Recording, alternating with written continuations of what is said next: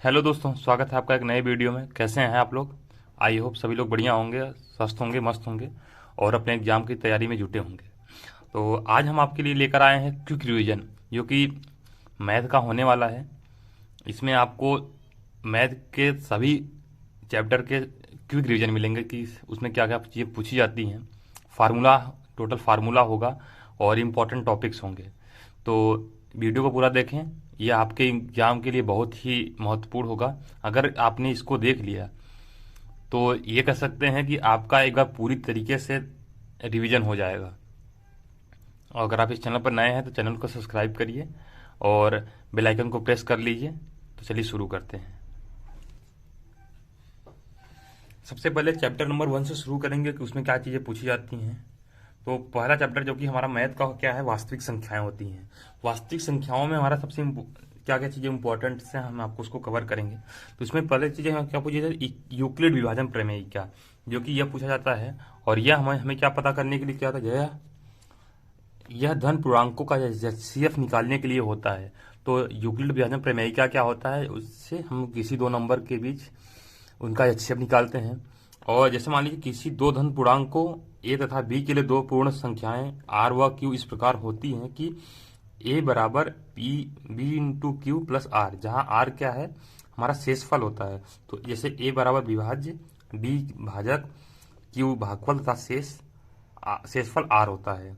एक फार्मूला हमें पता है कि भाज्य बराबर क्या होता है कि भाजक गुणे भागफल प्लस शेषफल, उसी पर आधारित होता है।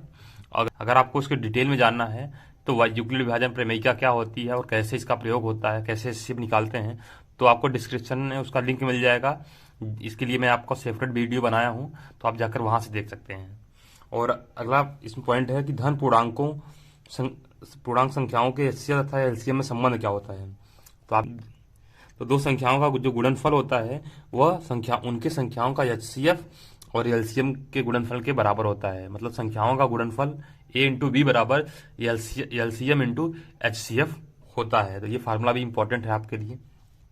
और एक इसमें पॉइंट है वास्तविक संख्याओं में क्या है, एक परिमेय संख्या। परिमेय संख्या क्या होती है, किसी भी नंबर को जिसे हम पी वाई क्यू के रूप में लिख सकें, क्या जिसे पी वाई क्यू के रूप में लिखा जा सकता है, जहां पी तथा क्यू पूर्णांक हैं तथा q does not equal to zero, मतलब क्यू जीरो के बराबर नहीं है और पी क्यू पूर्णांक है, तो वह संख्या क्या होगी, परिमेय संख्या होगी। अब परिमेय संख्या में एक होता है दशमलव प्रसार शांत और दशमलव प्रसार अशांत आवृत्ति। मतलब परिमेय संख्या कोई भी जो भी परिमेय संख्या होगी पी बाई क्यू, जो परिमेय संख्या पी बाई क्यू होगी उसका दशमलव प्रसार शांत होगा केवल जब जब क्यू का जो क्यू का गुणनखंड होगा वो दो घाते यम गुणे यम के घाते यन, मतलब 2 और 5 के गुणनखंड के बराबर में हो तभी।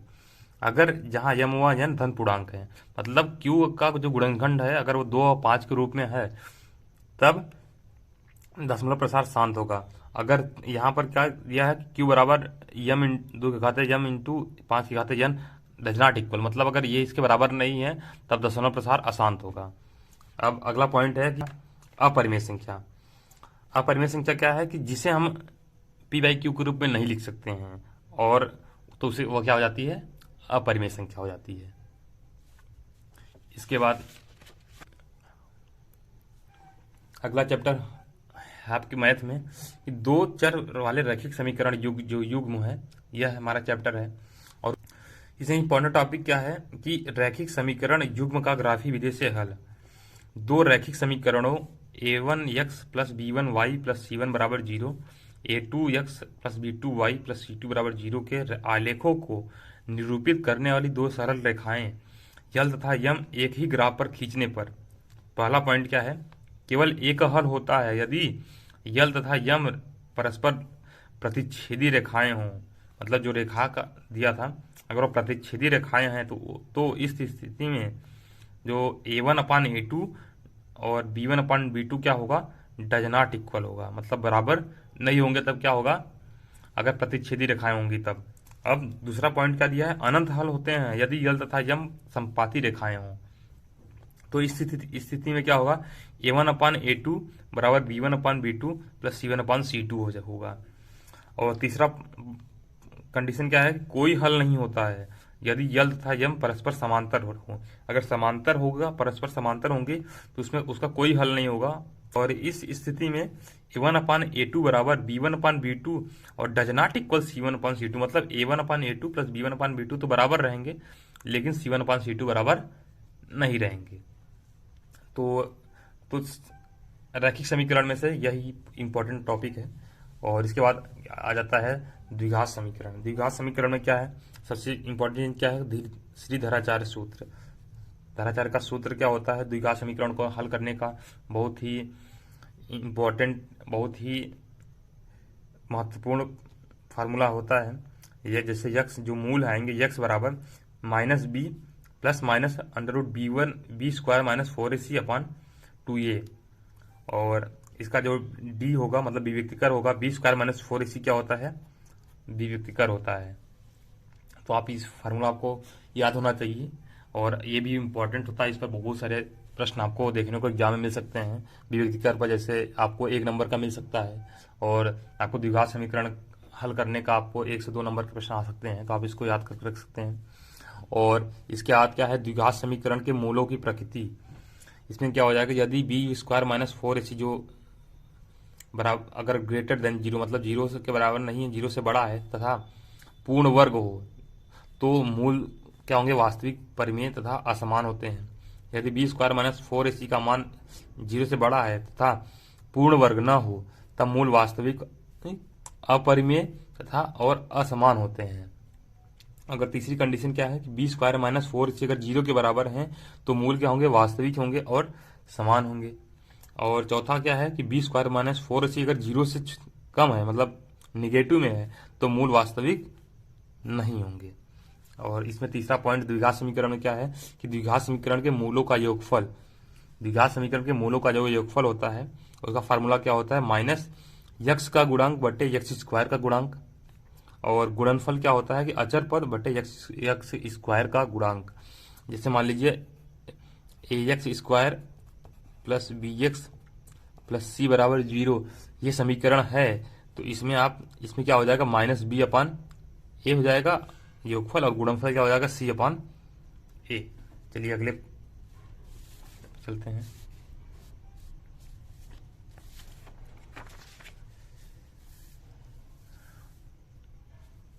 अगला टॉपिक है त्रिभुज में। अब त्रिभुज में क्या क्या, त्रिभुज में आपको ये रचनाएं याद होनी चाहिए। जैसे त्रिभुज, पहला क्या है, त्रिभुज की एक भुजा के समांतर खींची गई रेखा त्रिभुज की शेष 2 भुजाओं को समान अनुपात में विभाजित करती है। एक ये हो गया। दूसरा, एक त्रिभुज का एक कोण दूसरे त्रिभुज के संगत कोण के बराबर हो तथा उनकी संगत भुजाएं अनुपातिक हो, तो त्रिभुज क्या होगा, समरूप होगा। तीसरा क्या है, एक समकोण त्रिभुज में कर्ण का वर्ग अन्य 2 भुजाओं के वर्गों के योगफल के बराबर होता है, जो कि पाइथागोरस का प्रमेय कहता है। चौथा, 2 आकृतियां जिनके आकार समान हो परंतु आवश्यक रूप से आमाप समान न हो, समरूप आकृतियां कहलाती हैं। तो आपका ये त्रिभुज में रहा। और अब निर्देशांक ज्यामिति, पांचवा क्या है कि निर्देशांक ज्यामिति में क्या क्या चीजें इंपॉर्टेंट है। जैसे पहला क्या है, मूल बिंदु के निर्देशांक आपको पता होने चाहिए, क्या होता है, 0 0 होता है। 2 बिंदुओं x1 y1 plus x2 y2 के बीच की दूरी, 2 बिंदुओं के बीच की दूरी निकालना आना चाहिए। उसका फार्मूला क्या होता है कि d बराबर x1 माइनस x2 का whole square plus y1 minus y2 का होल स्क्वायर क्या होता है, ब्रैकेट में होता है। और क्या होता है, तीसरा इसमें क्या है, 2 बिंदुओं x1 y1 व x2 y2 को मिलाने वाली रेखा खंड के मध्य बिंदु का निर्देशांक होना चाहिए। मतलब 2 बिंदु दिया है, जैसे एक बिंदु यहाँ है, एक बिंदु यहाँ है, तो इसको मिलाने वाली रेखा का जो मध्य बिंदु होगा उसका निर्देशांक निकालने का फार्मूला क्या होता है कि x1 प्लस x2 का अपन 2 कर देंगे, और y वाले निर्देशांक को निकालने के लिए y1 प्लस y2 अपन y2 कर देंगे। ये फार्मूला होता है। फिर यदि त्रिभुज के शीर्ष, मतलब जो त्रिभुज के शीर्ष होते हैं, 3 शीर्ष होते हैं, x1 y1 x2 y2 और x3 y3 हैं, तो त्रिभुज के केंद्रक, मतलब ये त्रिभुज है, अगर इसके निर्देशांक तीनों को दिए हैं तो हमें केंद्रक क्या होता है यहाँ पर, तो इस केंद्रक का जो निर्देशांक निकालना होगा तो उसका फार्मूला क्या होता है, x1 plus x2 plus x3/3 plus comma y1 plus y2 minus y3 upon 3। यहाँ से आप x और y के निर्देशांक पता कर सकते हैं। अब त्रिभुज का जो क्षेत्रफल होता है, त्रिभुज का क्षेत्रफल क्या होता है कि 1/2 ब्रैकेट में x1 क्या होगा, x1 और किसके साथ गुणा होगा, y2 minus y3 plus x2 y3 minus y1 plus x3 y1 minus y2। ये त्रिभुज का क्षेत्रफल निकालने का फार्मूला होता है। और तीसरा पॉइंट इसमें क्या दिया है, यदि त्रिभुज का क्षेत्रफल शून्य हो तो तीनों बिंदु संरेख होंगे, मतलब एक ही रेखा में होंगे।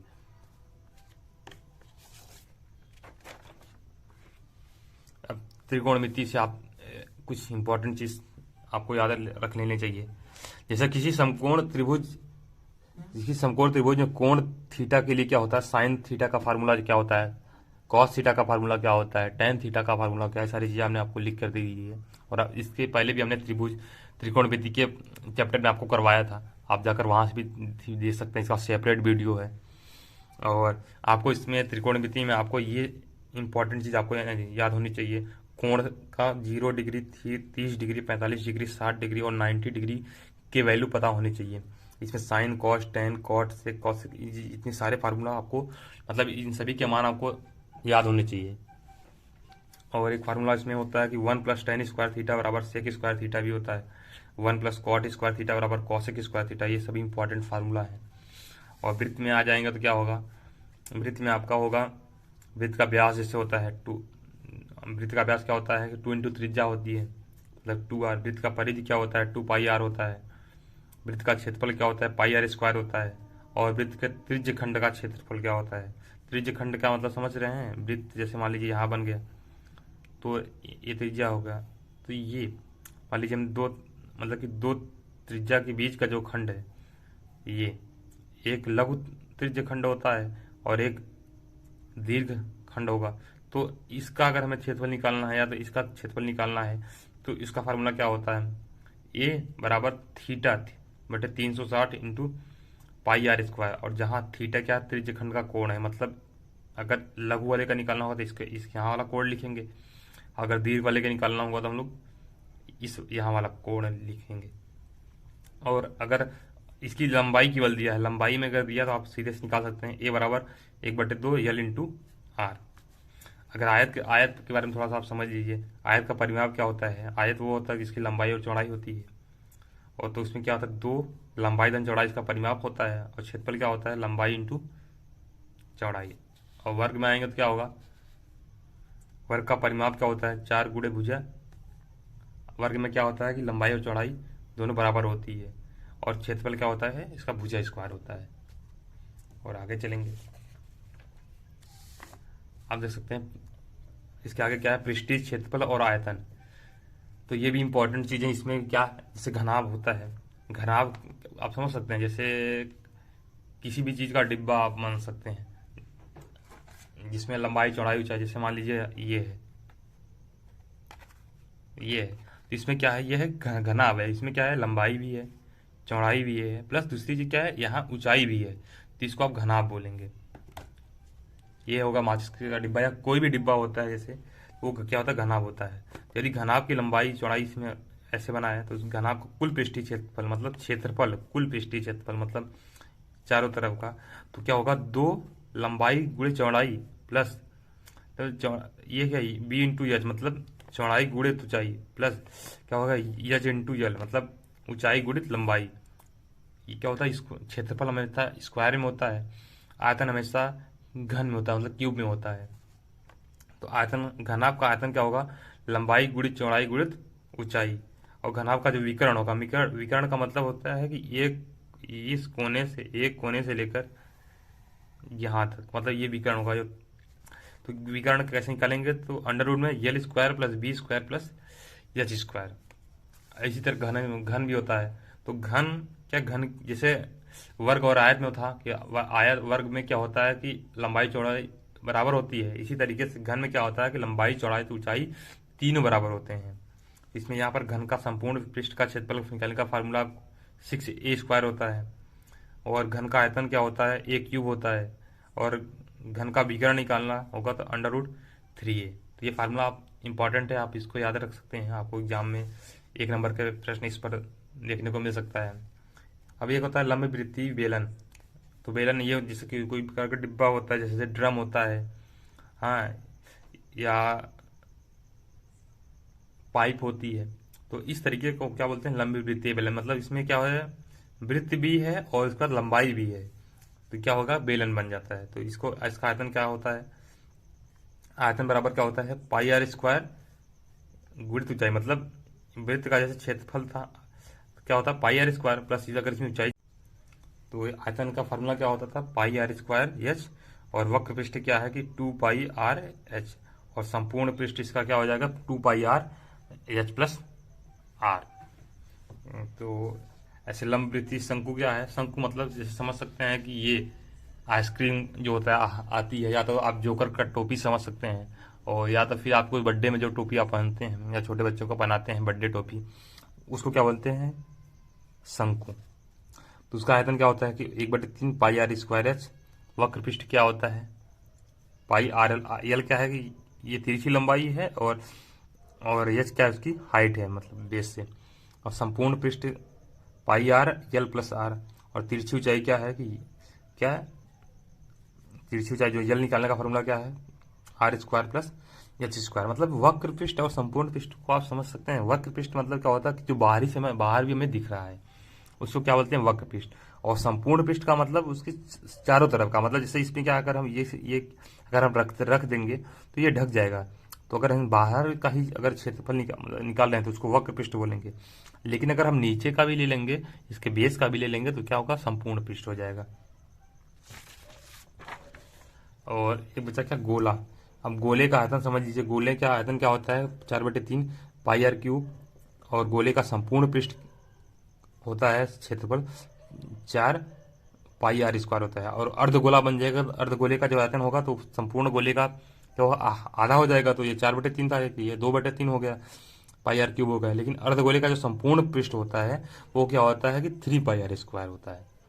तो ये आपके मैथ के कुछ इंपॉर्टेंट चीज़ें थी, हमने सोचा आपको कवर कर दें, जिससे आपको एक शॉर्ट रिवीजन भी हो जाए, प्लस दूसरी चीज़ आप इसको देखकर आपका टोटल रिवीजन भी हो जाएगा। तो अगर वीडियो पसंद आई हो तो वीडियो को लाइक करिए, चैनल को सब्सक्राइब करिए, और अपने दोस्तों को भी शेयर करिएगा। Thank you.